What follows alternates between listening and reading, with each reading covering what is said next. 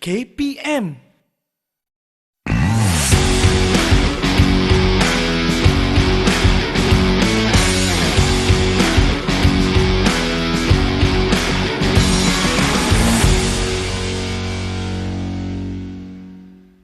Berjumpa lagi adik-adik semua dengan Kak Norel.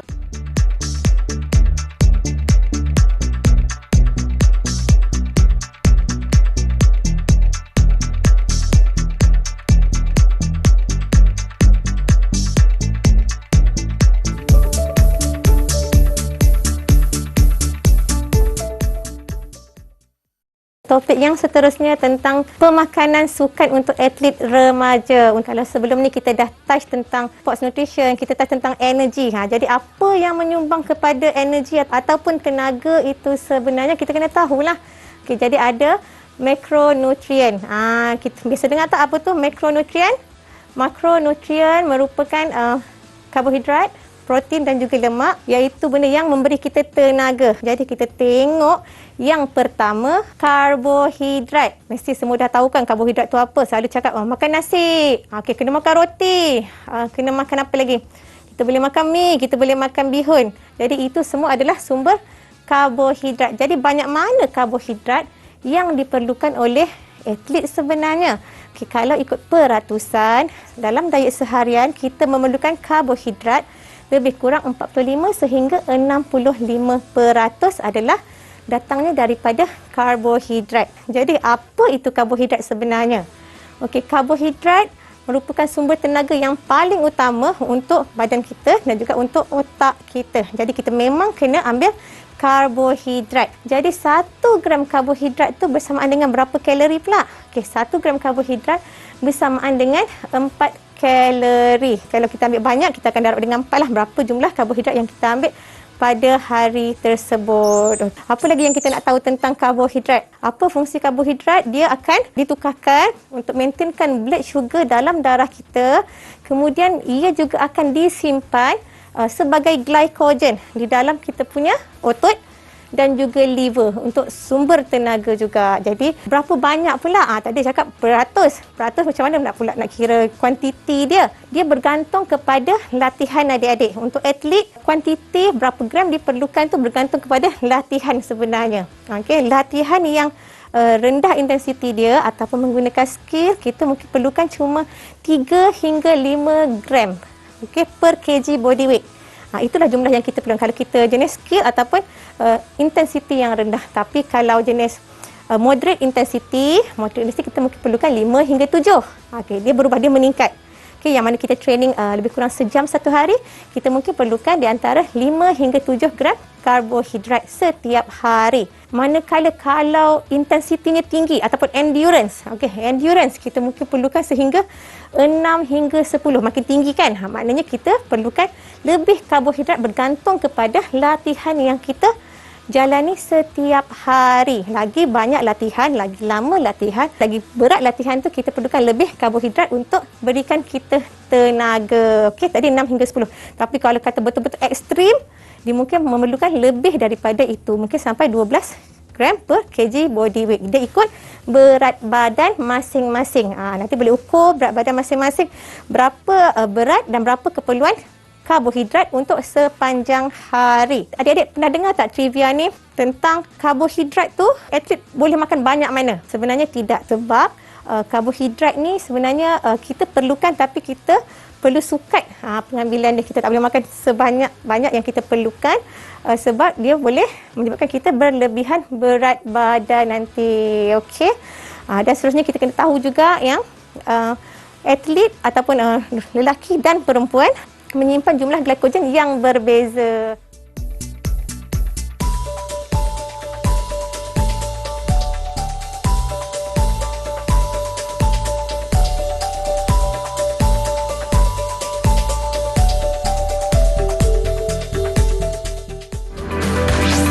Didik TV KPM.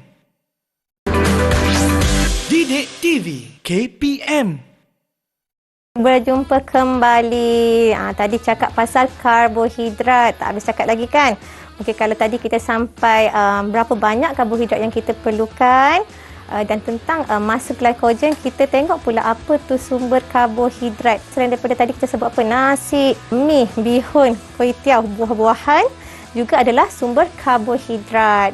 Kita ada sayur juga yang bekalkan karbohidrat. Kita ada kentang pun sumber karbohidrat, jagung pun sumber karbohidrat. Jadi setiap kumpulan makanan tu pun ada juga kuantiti karbohidrat sebenarnya. Instead milk sebenarnya ataupun susu pun ada karbohidrat di situ. Jadi kita dah tahu sumber-sumber karbohidrat banyak sangat dalam kita punya diet seharian tu. Kita nak tahu berapa banyak kita boleh makan sehari, ataupun satu sajian karbohidrat tu berapa gram karbohidratnya dan berapa banyak kita boleh makan. Okey.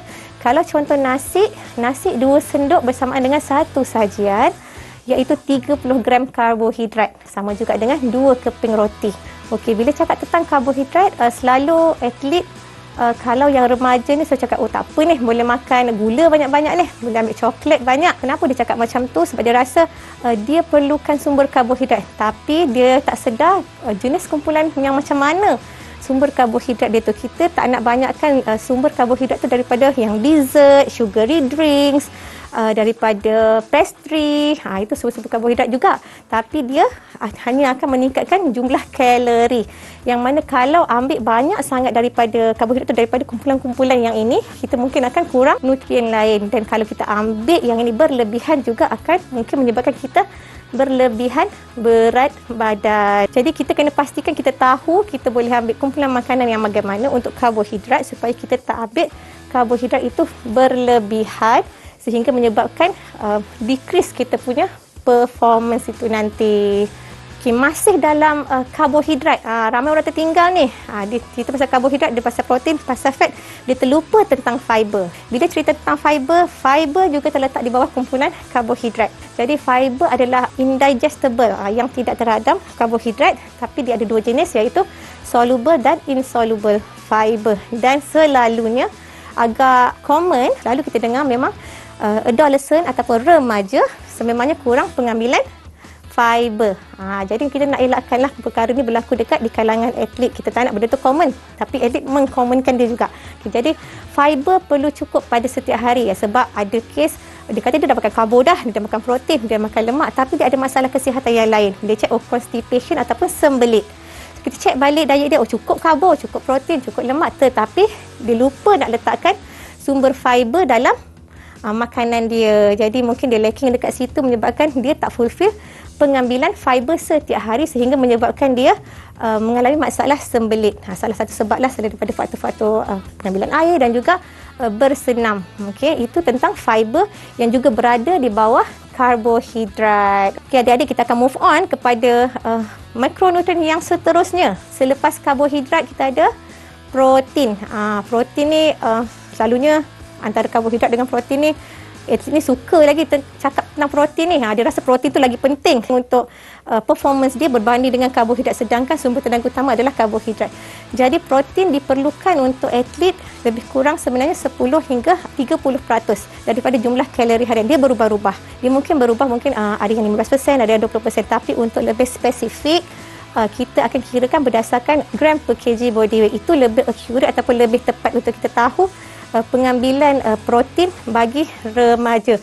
Tetapi bagaimanapun remaja dia memang memerlukan slightly tinggi sikit protein berbanding dengan orang dewasa, sebab dia dalam tempoh tumbesaran. Sebab kita kena faham yang protein diperlukan untuk tumbesaran, untuk membaiki tisu-tisu yang rosak, untuk membina otot-otot yang baru, sel-sel otot yang baru. Okey.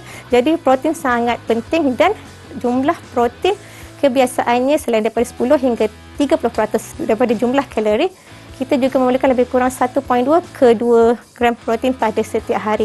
1.2 sehingga 2 bergantung kepada umur, bergantung kepada intensiti latihan. Okey, kalau untuk maintain yang starting, mungkin boleh starting dengan 1.2 lah.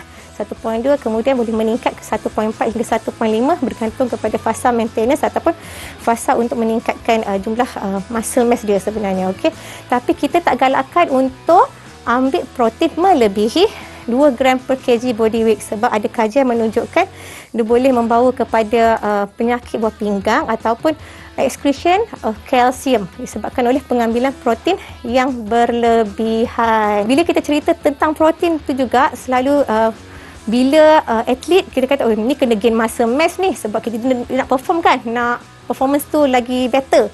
Dia kata kena gain muscle, dia akan fokus kepada pengambilan protein. Jadi dalam diet dia tu nanti dia akan fokus ambil protein sahaja dengan harapan muscle mass dia boleh meningkat. Sebenarnya adik-adik tahu tak, tindakan itu sangatlah salah sebab dia tak akan boleh develop more muscle mass kalau dia tak cukup kalori.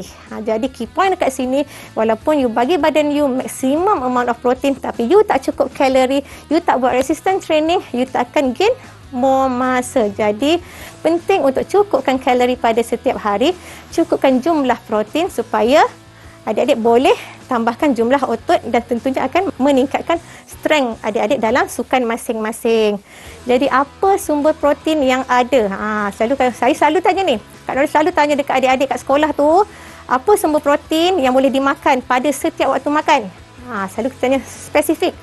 Pagi boleh makan apa sumber protein, tengah hari boleh makan apa, malam boleh makan apa. Okey. Selalunya adik-adik ni akan ada banyaklah jawapan dia. Okey, yang pertama, kalau breakfast selalunya tak cukup komplit. Kalau dekat rumah kadang-kadang nasi goreng mungkin tak ada sumber protein yang lain. Tapi kita boleh tambahkan protein sebenarnya kalau dekat hidangan pagi. Kita nak ada ada protein kan pagi-pagi supaya balance kita punya meal tu. So untuk pagi kita tambahkan mungkin ada telur. Sebiji atau 2 biji telur untuk cukupkan keperluan protein dekat situ. Makan tengah hari dengan makan malam sebenarnya tak ada masalah. Sebab kebiasaannya akan ada sumber protein dekat situ. Makan tengah hari mungkin akan ambil 1 hidangan, makan malam akan ambil 1 hidangan protein. Jadi breakfast, lunch, dinner akan ada protein. Dan sebaiknya jumlah protein ataupun daripada keperluan seharian untuk atlet, untuk remaja perlu distributekan protein tu. Kita tak fokus pada satu-satu waktu makan sahaja.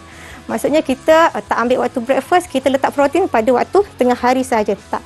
Sebaiknya untuk ada utilization yang bagus, untuk develop more masa dan penggunaan protein yang lebih efisien, kita perlu distribute, agihkan pada setiap hari supaya kita dapat develop masa dengan lebih baik. Okey, so kita dapat gunakan protein tu dengan lebih baik disebabkan kita dah agihkan dia sepanjang hari, bukan pada satu-satu waktu sahaja. Jadi distributelah kepada 3 waktu makan utama. Kemudian jangan lupa susu juga merupakan sumber protein. Susu merupakan sumber protein yang sangat baik, sangat komplit, sangat lengkap dan mudah nak didapati. Jadi bolehlah tambah juga. Ambil susu pada waktu bila? Pada waktu breakfast dan juga pada waktu supper, waktu malam. Jadi malam pun sebelum tidur kita dah ada sumber protein dekat situ. Jadi kalau ikutkan diet kita tu sebenarnya kita tak perlu ambil berlebihan pun sebab dari diet biasa ini pun kita mampu mencapai berapa jumlah protein yang kita perlukan. Makanan yang tinggi protein ini juga, kalau adik tengok tadi kita dah sebut, dia mungkin juga ada tinggi lemak. Jadi kita kalau boleh bila kita makan tu kita cuba rendahkan. Kalau beef ataupun daging kita ambil yang lean meat ataupun yang kandungan lemak dia rendah. Banyak mana kita nak makan pada satu-satu masa tu. Tadi kita dah sebut tentang hidangan karbohidrat. So kita kena faham juga hidangan protein dalam diet seharian. Jadi kalau macam seekor ikan, saiz ikan kembung tu dalam saiz macam ni tangan saya, dia adalah 14 gram protein. Okey. Kalau ayam seketul lebih kurang saiz yang drumstick tu ataupun bahagian dada ataupun thigh, itu pun dikira sebagai 14 gram protein.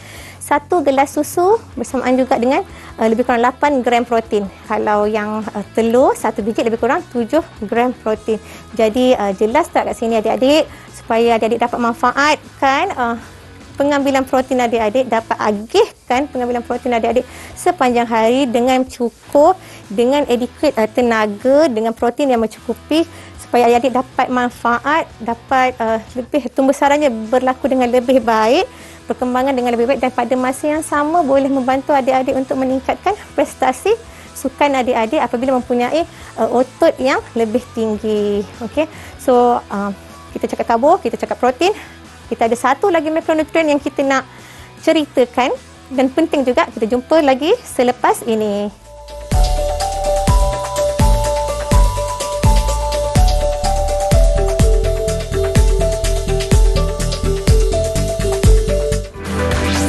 Didik TV KPM. Didik TV KPM.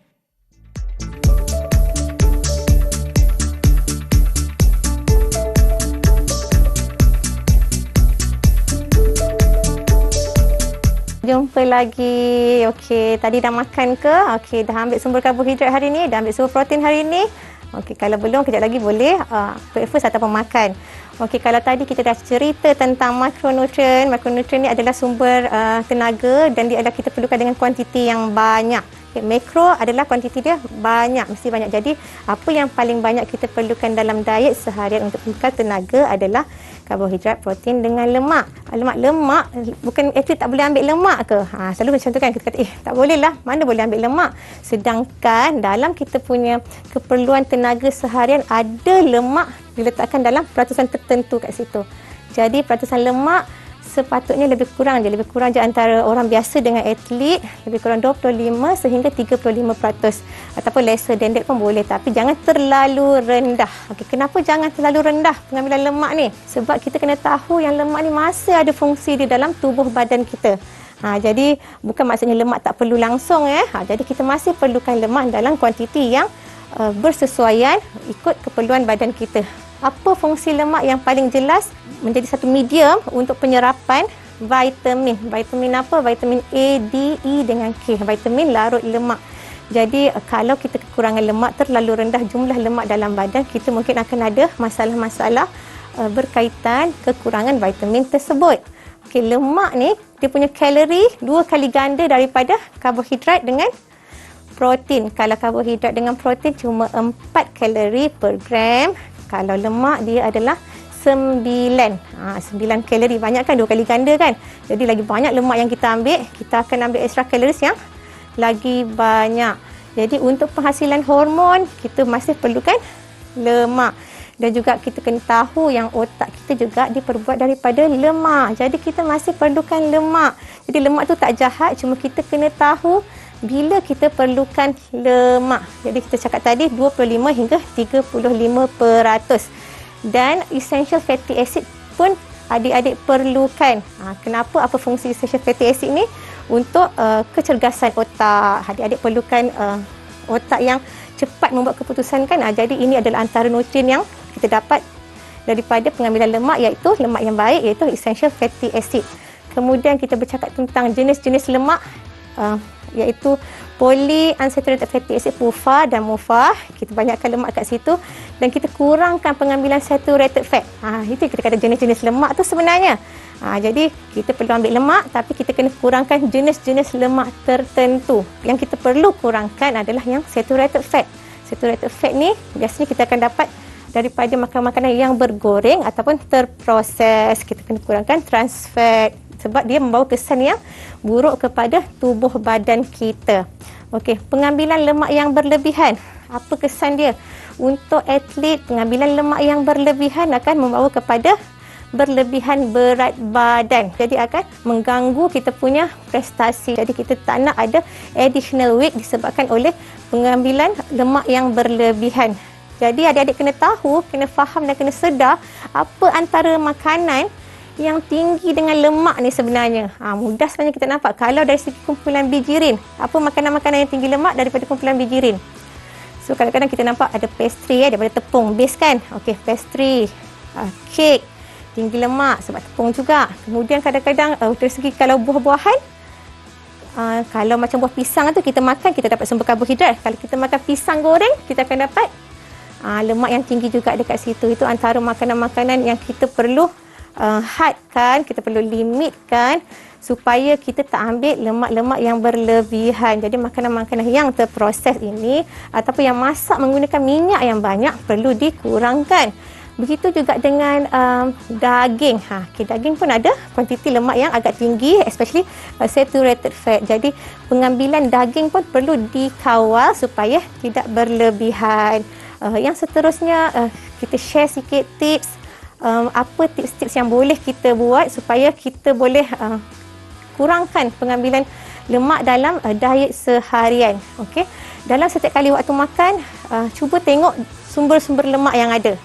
Okey, katalah kalau waktu breakfast dah makan makanan yang bergoreng, dan tentu kita akan ada extra lemak dekat situ. Jadi untuk lunch dengan dinner, kalau boleh janganlah ambil makanan yang bergoreng. Jadi kita dahadkan pengambilan lemak untuk hari itu punya keperluan. breakfast dah ambil bergoreng, jadi lunch dengan dinner tak perlu makanan yang bergoreng. Okay, kalau kata kita nak dapatkan lemak yang sihat pula, kalau kata kita nak ambil olive oil ke, kita nak buat dia stir fry pun boleh, kita nak letak dalam salad pun boleh. Tapi kena ingat, walaupun dia dinamakan minyak ataupun lemak yang baik, ada PUFA, ada MUFA, kuantiti dia masih sama. Dia masih membekalkan 9 kalori per gram, yang mana kalau kita ambil berlebihan masih kita akan dapat extra calories dekat situ. Bezanya cuma jenis lemak yang kita ambil.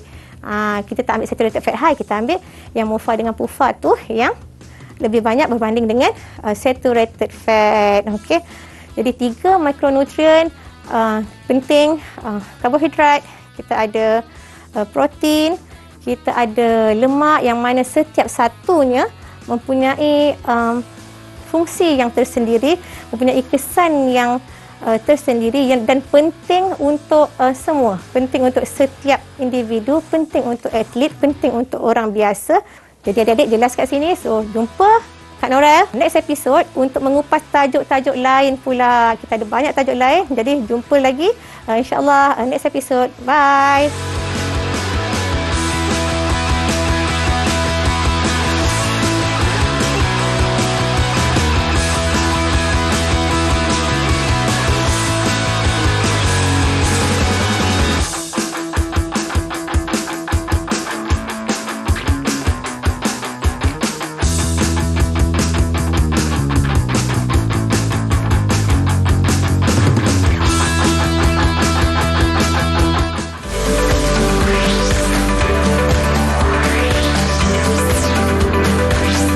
Didik TV KPM